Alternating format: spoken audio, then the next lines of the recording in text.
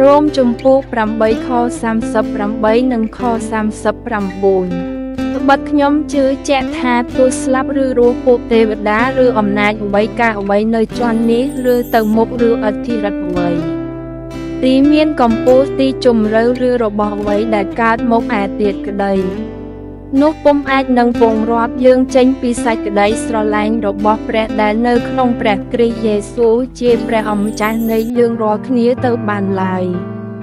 ខគម្ពីរប្រចាំថ្ងៃសូមព្រះប្រទានពរได้ស្នេហ៍ទ្រង់ហូរពីឋានសួគ៌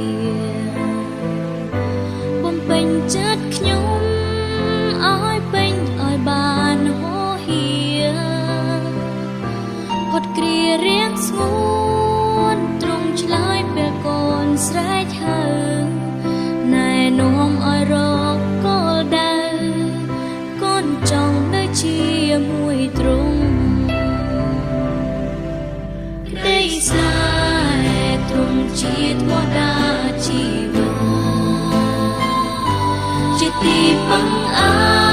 ងទោះជាអ្វីសូន្យងងឹតមិនចេះព្រួលប្រែលោកីមិនអាចផ្ដល់ទេក្តីស្រឡាញ់ដែលស្ថិតស្ថេរកូនចង់នៅជាមួយទ្រង់ក្តីស្នេហ៍អស្ចារ្យទ្រង់ជាស្ដេចជាព្រះបុត្រាและស្នេហ៍ទ្រង់បន្ទាបនួនមកបំរើពីទីពងខ្ពស់តែចឆ្កាងលះបង់ទាំងអស់ដោយព្រោះក្តីស្នេហ៍ទ្រង់អស្ចារ្យ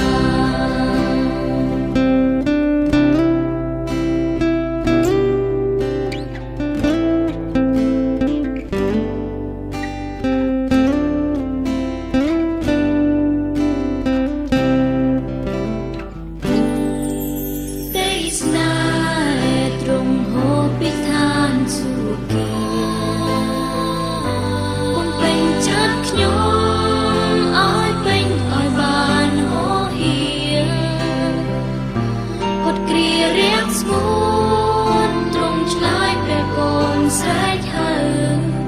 ណែនាំឲ្យរកគោលដៅកូនចង់នៅជាមួយទ្រង់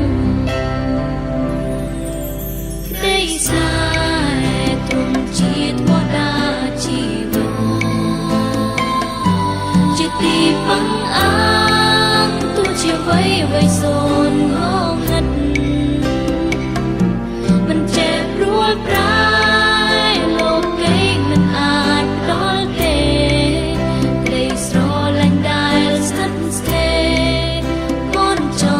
ជាមួយទ្រង់ក្តីស្នេហ៍អស្ចារ្យទ្រង់ជាស្ដេចជាព្រះបុត្រាและក្តីស្នេហ៍ទ្រង់បន្ទាបនួនមកបំរើពីទីពងខ្ពស់តែចឆ្កា